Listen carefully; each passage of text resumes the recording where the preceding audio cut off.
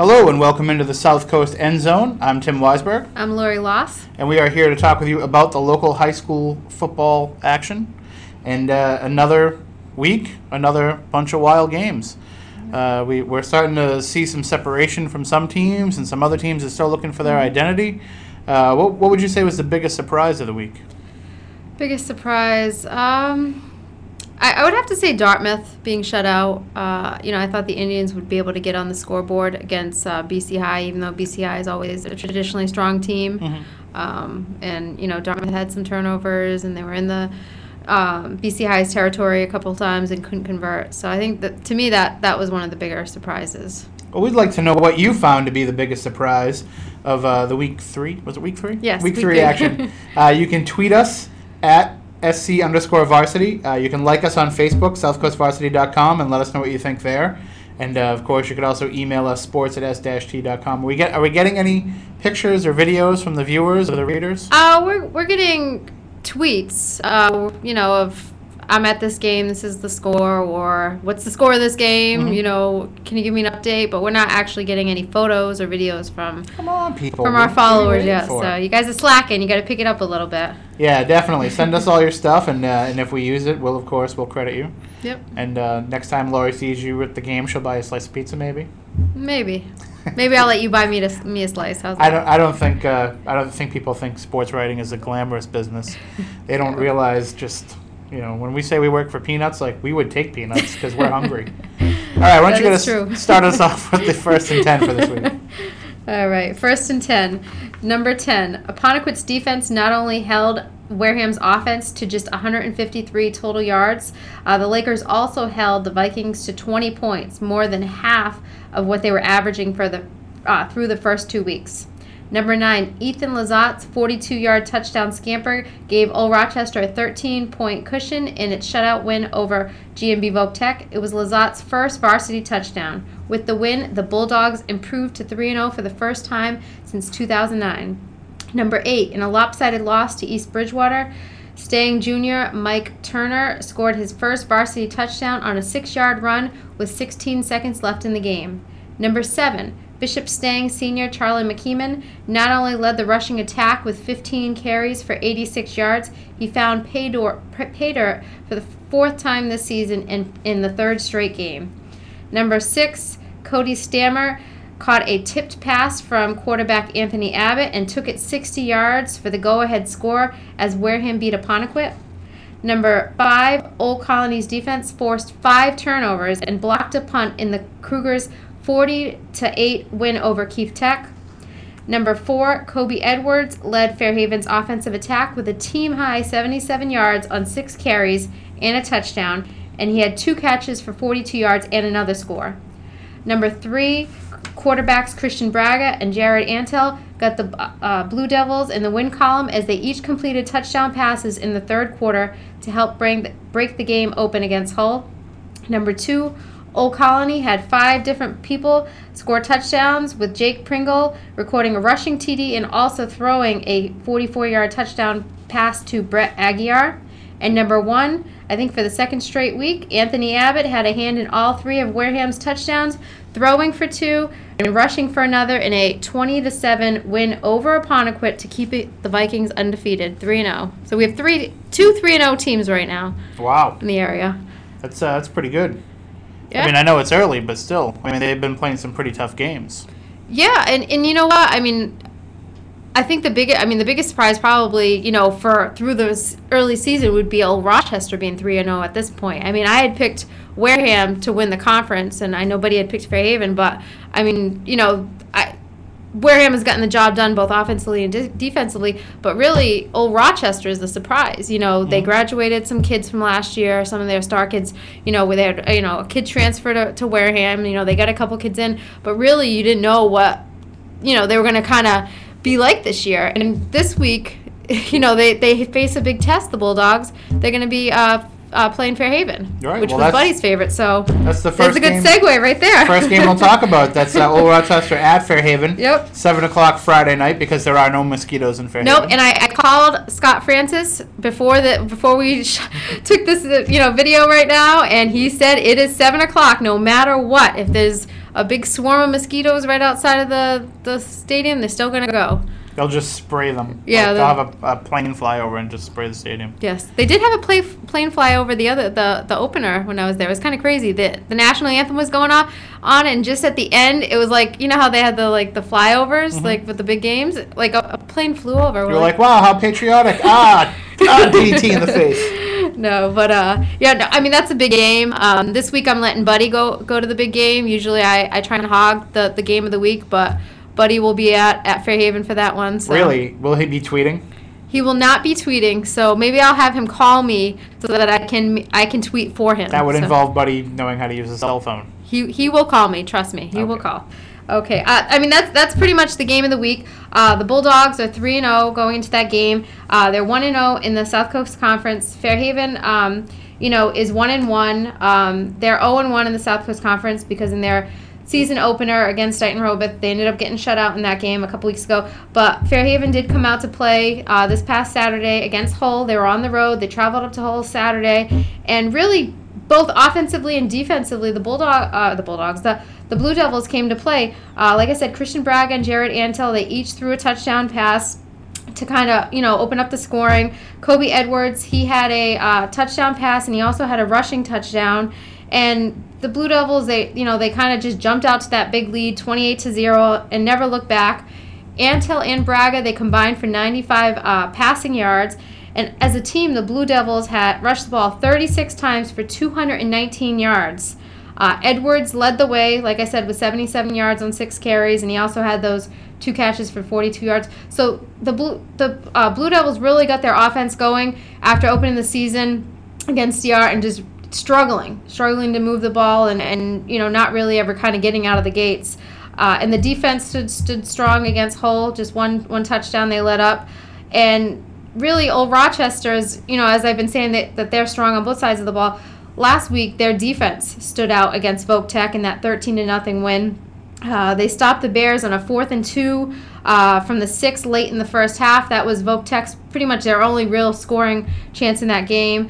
Benjamin Watson had 2 of Old Rochester's 4 sacks in the game, so he had a big game on defense. And like I said, Lazat had that 42-yard scoring scamper, and then Nolan Bergeron hooked up with his brother Hayden to set up the other score, which was taken in by Nolan. I think it was like a 1 or 2 yard touchdown run. And Richie Phillips, the transfer from Wareham, he continues to be strong for Old Rochester. He had a game high 86 yards on 12 carries, and that also set up the touchdown by Ethan Lazat. So Old Rochester's getting the job done, offensively, defensively. Fairhaven is finally on track after, that loss in week 1. So it should be an exciting South Coast Conference game. Yeah, it sounds like it's going to be a real battle, and it's always fun too because of that built-in rivalry. Yeah. A lot of those kids play like with the Old Rochester kids, like in hockey, and Yep. and they play inter-town sports and everything. So it's definitely a fun game, and I can see why Buddy wants to go to that one. Yeah, I asked him which one he wanted to go to. He said that one. I said, okay, I'll let you go to that one this week. I'm kind of looking to next week. We have Wareham against Fairhaven. So. I'll tell you what, though, since Buddy is not so good with the Twitter, we'll see if we can have Pete Braley tweet us some stuff. Yeah. Because he'll be there doing the announcing, I assume. So. All right, we'll look into that. All right.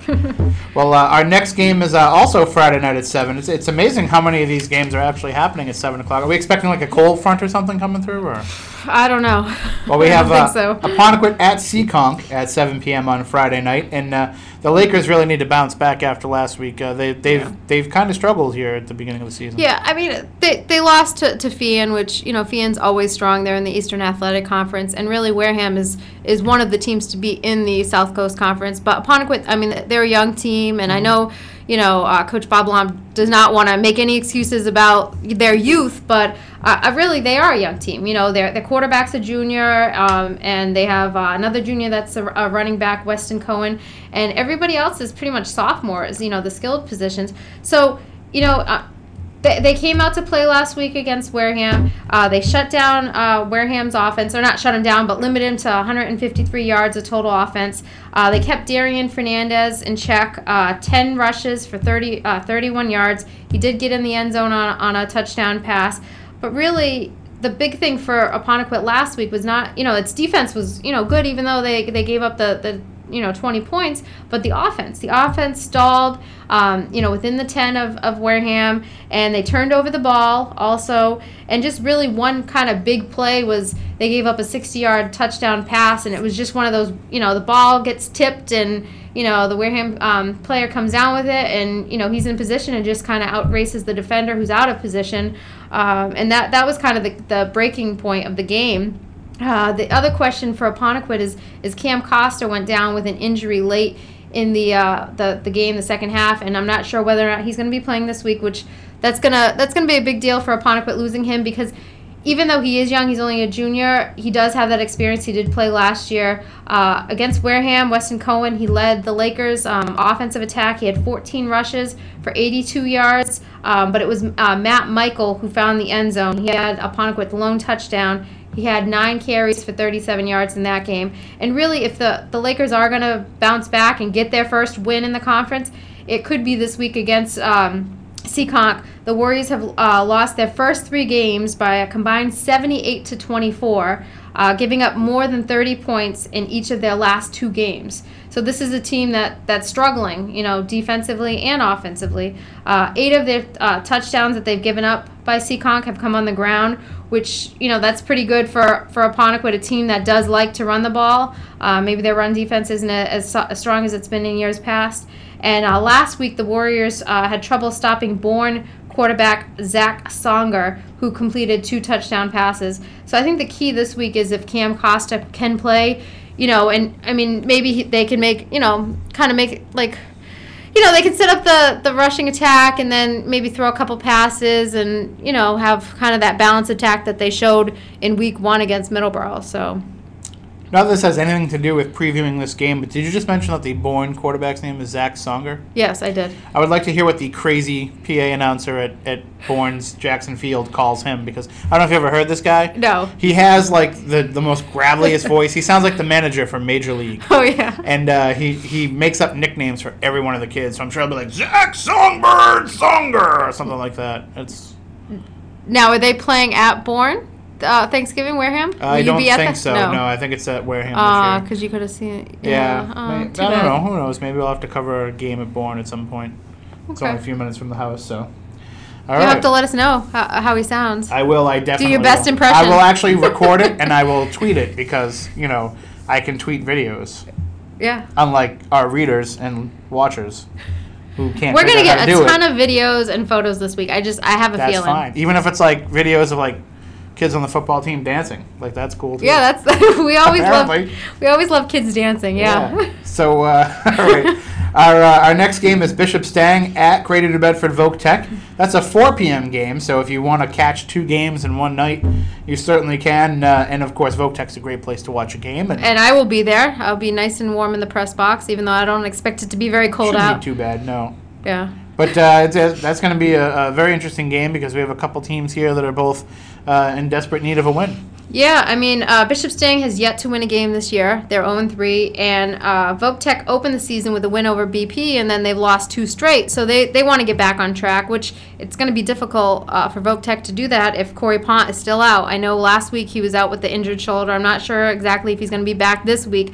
But really, the offense only had 1 scoring opportunity last week against Old Rochester, and the Bulldogs' defense, held them on 4th down, inside the 10.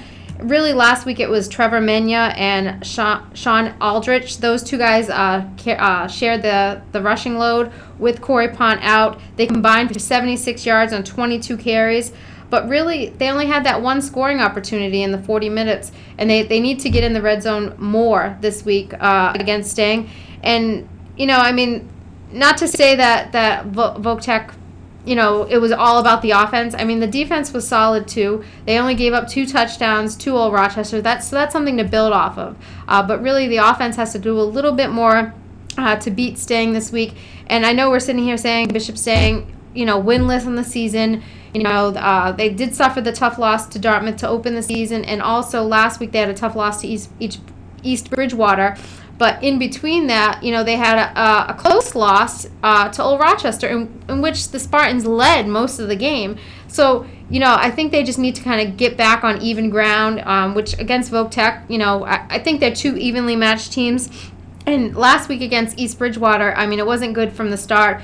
The Spartans fell behind 24-0 at halftime, and then 4 minutes into the third quarter, they were facing a 38-0 deficit with a couple, back-to-back touchdowns by East Bridgewater. They finally got on the scoreboard with 33 seconds left in the third. Charlie McKeeman, 25-yard touchdown run. Like I've said, he's kind of been the guy, every single game that's been finding the end zone for staying. And it was nice to see Mike Turner get his first varsity touchdown, in the final seconds of that game. But it can't just be, like one guy doing it all. It can't just be Charlie McKeeman. And I know last week Bishop Stang was without Luke Save, who had a abdomen injury. I don't know if he's going to be back yet this week. But having him back will help take some of that load off of Charlie. And, I mean, I see this being a game that could go really either way. Both teams, like we were saying, are in need of that win. And sometimes when you face somebody that's also struggling like that, it could be a great battle. I mean, this could be the game of the week. And I'm not just saying it because I'm going to be there. Going there. Yeah. Well, I look forward to reading the tweets and getting the updates from that game. And yep. And I will be tweeting and updating. So absolutely. Of course. We got to get you to start recording the video too. Oh, come on! I take photos beforehand. I try and take photos. It is hard. It's hard to do all this stuff while the game's going on. Yeah, I do take photos. I try and get some of the cheerleaders, get some of both teams getting ready. Sometimes the mascots. Whatever I see going on before the game that looked interesting. I try and take some photos. So. Should be a lot of interesting things going on before this game because it's the two teams are so close to each other that. There's going to be all kinds of people down there and all kinds of stuff going on. So I look forward to the pregame tweet fest. All right. Well, our next game, jumping over to Saturday, we have Wareham at Somerset Berkeley at 1 p.m. And it's either in Somerset or in Berkeley, one of the two. Somerset. Maybe right on the line. So can the Vikings keep it going? When I was looking at the schedule this week, there was two games I was thinking of game of the week. Fairhaven against Old Rochester, and then this game, which this is a non-conference game, but both teams are undefeated going into it. Both teams are projected by outsiders to win their conference. I mean, this is a measuring stick, really, of how good really is Wareham. I mean, Somerset Berkeley, they've gotten the job done offensively and defensively in their first 3 games, racking up 112 points on offense while limiting the opposition to just 15. In the first 3 games. Last week in the win over Tri-County, Garrett Carlos ran for 187 yards and 4 touchdowns. And the Blue Raiders did not throw a pass in that game. So this is going to be all just, running, rushing attack. Really, it's gonna test Wareham's defense, against the run. A week earlier, Carlos had 240 rushing yards and 4 touchdowns, and that was on 21 carries. So in the past 2 weeks, this kid, Garrett Carlos, has had 8 rushing touchdowns. Wareham's defense is going to have to stop this kid if they're going to win. I mean, if the Vikings are going to be 4-0 after next week, that's what they're going to have to do. And the best way to do that is to keep him off the field. Wareham has proven that they can put points on the board. Mm-hmm. They can move the ball. I mean, I could see if they give Darian, the ball and he gets some openings, they could move the chains. Against Apponequet, they really struggled to kind of put those drives together. It was more like, one big play, they had the touchdown, and then they had a couple short fields. One was off of a turnover from Apponequet, and another was, a botched snap on a punt. They got the ball, like around the 30-yard line. So they didn't have to drive down the field. But it'll be interesting to see how Wareham's offense tries to kind of control that clock, because Anthony Abbott, like I said, he had 2 touchdown passes last week. He ran for the other touchdown. I mean, he's a guy that really, everyone talks about Darian, but he's the one that makes this offense go. Mm-hmm. Everything in this offense runs around him. And, if what they have to do is control that clock, I see him doing it. I mean, right. And once they are like back to complete full strength, you'll have Tranfalia and Tobiah, helping to do that as well. Yeah, and Tranfalia, he played last week. I think he had one or two carries. He didn't kind of easing his way. Yeah, easing his way back in. I know he was available. Coach Dan Alt said he's available. I don't know how much he's going to see of action, but we'll get him in there, get him playing a little bit. But I think they're just going to get better as the season goes on. And even if Wareham loses this game, I think it's just going to make them better for the conference race. Right. Which they're, not to say they're in the driver's seat, but there's a couple other teams that are undefeated. Bourne is in the conference, and DR is, and Old Rochester is too. They've only had the one conference game. But I mean, Wareham, I think right now is kind of the team everyone's looking to, because they have the package on both sides. They have the offense and the defense going. So. All right. So that is Wareham at Somerset Berkeley, 1 p.m. on Saturday. Switching back over to the Friday night games. We have Dartmouth at King Philip at 7 p.m. And there's probably a lot of mosquitoes in King Philip too, but yeah, where is that? I looked it up. It's in Wrentham. Okay, Wrentham. So that's kind of a hike. So like if you go early, you could go shopping for an hour, and then outlets. You can tweet us what you buy. Yeah, and let us know if there's any good sales. So right.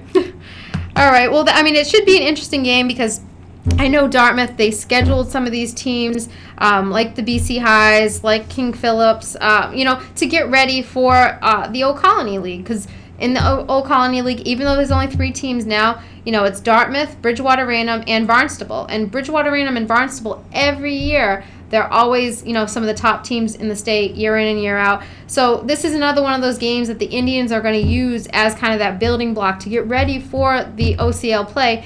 And last week, it just wasn't good against BC High. Although the Indians kept it close in the first half, they were only down 10-0 at halftime. Things just fell apart in the second half. BC High scored 3 straight touchdowns to kind of open up the game for them. And Dartmouth had 3 drives deep in BC territory, and in the first half, and they couldn't come away with any points. I mean, if you're driving, if you get in the red zone and you're going against one of the top teams in the state year in and year out, you have to put points on the board.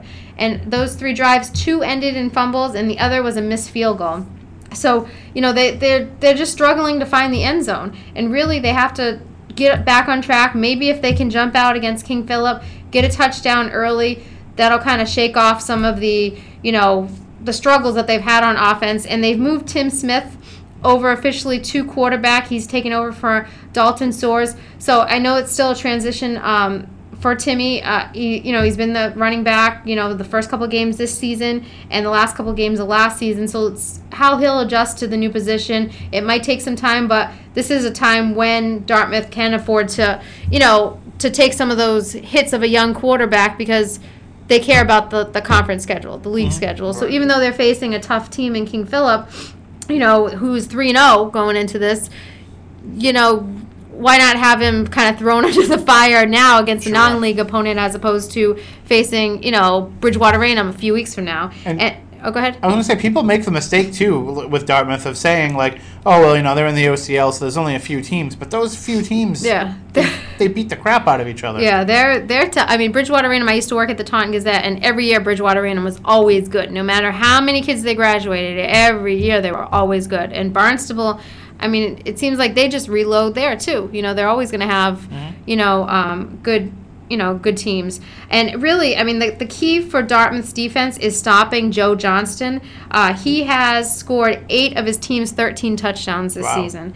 So, you have his number, you might have a shot, But what I like to actually do a little shout out here. I was at the University of Rhode Island football game on Saturday, and even though the Rams lost, I got to see Dartmouth alum Andrew Kestenbaum playing on the offensive line. He started in the game, so it's kind of awesome. And Rich Belize, he's a freshman there. He didn't actually get into the game and play.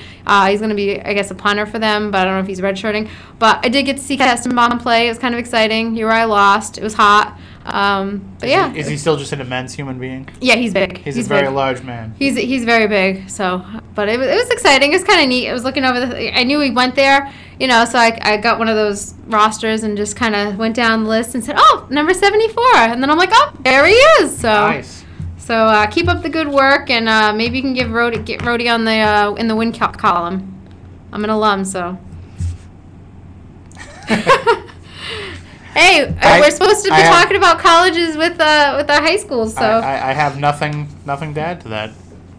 I went to UMD and I couldn't tell you if they won or lost. Yeah. Well, we went to the game. We figured it would be a nice Saturday afternoon. Yeah, it was a great day. Yeah, it was a little hot though. Yeah, a little bit warm. So. But cleared up nice after. I was at soccer all day, so with my son. So. Yeah. Now there's a sport that I don't understand. Let's stick to the one that I do, football. All right, let's move on to our next game. Saturday, Bridgewater Raynham at New Bedford, 1 p.m. Of course, we're just talking about BR and how strong they are, and there'll be another good test for the Whalers, who just seem to be taking care of the good teams. You know, I mean, New Bedford got off to that 2-0 start this year. Last week, I know, was a tough loss to Duxbury. 42-14 on Saturday. I wasn't at the game. But I know there was a lot of issues that had taken place. I guess there was, some personal fouls. I think there was five or six called on New Bedford and a couple called on Duxbury. And the game was called early by the officials. They didn't want it to get any more out of hand. So I don't really know what happened in that game. As far as, New Bedford is always one of those teams that, everything's by the book, and I know Coach Dennis Golden has the kids say, yes, sir, yes, ma'am, and I really don't know what transpired for to be it was such an uncharacteristic game, for the Whalers. So, I mean, this week, the big thing is just kind of shaking that off, shaking off a lot of what happened in that game and just coming out and kind of building back up their reputation of being, a class act program, because that's what they are. I've never really had any problems, with with New Bedford High football, and I've never been to any games where there's been that kind of issue. Usually the play ends, they go on to the next play. So, in Bridgewater Raynham, they're in for another tough game this week. So, really, can the Whalers kind of keep their cool is going to be key. And really, last week, New Bedford had trouble stopping John Hewerts. He racked up 187 yards for Duxbury and had 5 touchdowns. Once again, Mike Raposa, got the offense going for New Bedford. He connected with Kevin Nunes on a 27-yard scoring strike. But after that happened in the first half. After that, the Whalers only managed 2 more yards, positive yards in the first half, and had one more first down. They did do a little bit better in the second half. They picked up 5 first downs and had 112 yards of total offense. But really, you're going against these tough teams. New Bedford needs to be able to move the ball to keep the opposing, to keep Duxbury off the field. The offense has to kind of eat away at that clock and not, just give the ball back right away. And against Bridgewater Raynham, they're going to have a tough time. BR's 2-1. They did beat Marshfield 27-0 last week, but their loss came in week 1 against Duxbury. So they do have that common opponent.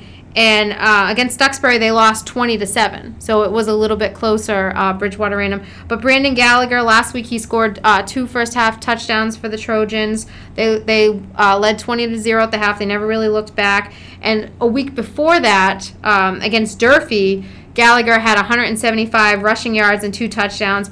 And Jordan Cohen, he completed 6 passes for 124 yards and 2 touchdowns. Wow. So even though last week was mostly a rushing attack for Bridgewater Raynham, they can do both. Yeah, multifaceted, yeah. And every time New Bedford, I know that New Bedford and Bridgewater Raynham, they're not in the same conference, but every time they face each other, the intensity is like a conference game. Oh, sure, yeah. So, this is a game where New Bedford could really kind of get back on track, not just, with like a win, but just with how the team wants to play, And I know there was a lot of things going on with Twitter. I was actually, I was at Foxwoods, to be honest. And I'm looking on my phone with Apparently the Twitter. You won big because you came back. Yeah, well, no, I didn't win at all. But, I'm looking and seeing all, all these comments, and it just, New Bedford wants to get back on, everyone's radar as a class act program, which, the Whalers usually are. So yeah. I expect them to come out it's an aberration is just what it is. Yeah, and I don't know, what happened in that game, for it to get like that. But, I know Dennis Golden will have the kids back on track for this week. I don't know either, but I'm going to blame Duxbury. Hey, somebody tweeted that, it wasn't just one, whenever something is involved with New Bedford, it's always New Bedford gets blamed. Sure, you know, so I mean, I don't know. It was probably both sides. But Duxbury, their fault. Hey, tweet us. All right. If you were at the game or you have an opinion on it, tweet us. I don't think Coach Golden wants us to know what happened anyway. They're like the Patriots. They keep everything. They keep a tight ship. I was surprised, and it's funny because, you know, like I said, I was at Foxwoods, and I'm sitting there, and I'm, like, trying to go through and find out what happened because all of the tweets didn't say what happened in the game, and I'm like, you know, none of them said, you know, that there was, you know, penalties, you know, personal fouls being called. There was nothing, and it was just kind of like, I can't believe you said this. I can't believe New Bedford did this. I can't believe this. I can't believe that. And I'm like, you can't believe what? I had to, like, as soon as I got home Sunday, I'm like, I opened the paper, and I'm like, what happened? You know, just because I couldn't find out what happened. It's water under the bridge. It's all in the past. Yep. And we'll just blame it on the NFL replacement refs. NFL replacement refs. That's exactly yes, it was a trickle-down effect. You know, it's the NFL replacement refs. Everybody's blaming them nowadays. All right, well, our last game to talk about this week is New Mission at Old Colony at 1 p.m. on Saturday. And it's a new mission for Old Colony every week to try and beat these opponents, to try to find these opponents, actually, because I don't know where they come from. Well, you know, New Mission is a team that Old Colony literally found. They usually open the season against Trinity Catholic, and Trinity Catholic had scheduled a new first-week opponent. So Old Colony was left with only a 9-game schedule. So AD Math Trahan was calling around trying to get another opponent for week 1. He couldn't get anybody, but they had this week as their open bye week, so he was able to schedule a New Mission. You know, a team, I'm pretty sure they're out of Boston. It's a young program. But Old Colony, I mean, you asked me what the biggest surprise of last week was, but Old Colony came out and, I mean, they played great offensively and defensively. You know, they scored 40 points. They had 5 different players score against Keefe Tech, and then they also dominated on defense. They only gave up the 1 touchdown to Keefe Tech, and they had forced 5 turnovers, blocked a punt. Both sides of the ball, everything came together for Old Colony, and really I see maybe back-to-back wins. You know, New Mission, they just managed to score once in their first 2 games, which are both losses. The touchdown last week came on an Isaiah Cohen 16-yard catch from Sach Naziram. I hope I'm saying that right. But in their first 2 games, New Mission has been outscored 50-6. So this is a team that's struggling, you know, on offense and on defense. And Old Colony, the way they played last week, the Cougars, I mean, you know, I think they're starting to get a little bit of attention here. You know, Brett Aguiar had a touchdown. Kevin Blaze had a touchdown. Ryan Farias, Will Rogers had touchdowns. Jake Pringle, you know, he had a hand in 2 touchdowns. So they had a lot of guys that were doing a lot of things on offense. And defensively, Aguiar, he returned an interception, 37 yards for a touchdown. Flynn Stevens recovered a fumble, and he picked off a pass as well. And Josh Kuna recorded a sack and recovered 2 fumbles. And Alex Buckley recovered a fumble and blocked a punt. So, I mean, there's not just one guy that's dominating on defense for them. And, I mean, that's just, you know, bodes well for Old Colony, you know, especially once they start getting back into, like, the Mayflower League games. Mm-hmm. You know, let's have some you know, games where you build that confidence. You build kind of not just the confidence, but also, you know, the kids know how to play. You know what I mean? Like, you know, it's not like sometimes I felt like last week at the Apponequet Wareham game that you know, some of the players were just reacting instead of anticipating, you know, and you know, for Old Colony, that's I think some of their struggles too. It's, you know, always like they're always limited in numbers and, you know, limited experience, so sometimes they reacting instead of anticipating. But when you have something like this, I mean, it shows that they were anticipating in this game. So sure. So that can only bode well for the weeks to come, and especially this week against New Mission. So. Yeah. I'm saying it here. W for the Cougars. All right, well, we'll go down the schedule real quick. Friday, Dartmouth at King Philip, 7 p.m. Apponequet at Seekonk, 7 p.m. Old Rochester at Fairhaven, 7 p.m. Bishop Stang at Greater New Bedford Vogue Tech, 4 p.m. Then on Saturday, Wareham at Somerset Berkeley, 1 p.m. Bridgewater Raynham at New Bedford at 1 p.m. and New Mission at Old Colony at 1 p.m. So a full schedule there, a full slate to go out there and watch the games, tweet us what's going on, tweet us pictures, videos at SC_varsity. And, of course, you can also like us on Facebook, southcoastvarsity.com on Facebook, and spread the word about the show. Yeah. I mean, our numbers are getting bigger each week, but definitely spread the word. Tweet out the link to the show, put it up on your Facebook page. Yep. Whatever you got to do, it's up on YouTube, so you can get it there. And any way that you share a YouTube video, please share our video and spread the word, because sometimes we say really ridiculous stuff, and we'd like to hear back from people about calling us out on it. Did anybody see the video last week of Corey Pont? Like it was. We're not even still sure if it's was that him? Pont. Come on, Corey! Like, go online and tell us if that was you or not. That video we had. Or make a sequel video of you dancing in front of the SouthCoast End Zone logo. That would be cool. Yeah. We'll put it on highlight cam. Yes. Whenever we next have a highlight cam. And I just want to say that we got a tweet last week from somebody who must watch the show, saying that Kevin Blaze, he not only has a good name, he's a great athlete. Because I always say about Kevin Blaze, I love his name for Old Colony. So that came from the Twitter account at Kevin Rocks. No. No, I think it was Old Colony football or OC football. So yeah, they're watching us. I guess that was one response. There you go. Yeah, tweet us back. Let us know what you think about the show, yep. And we'll read some of them on the air.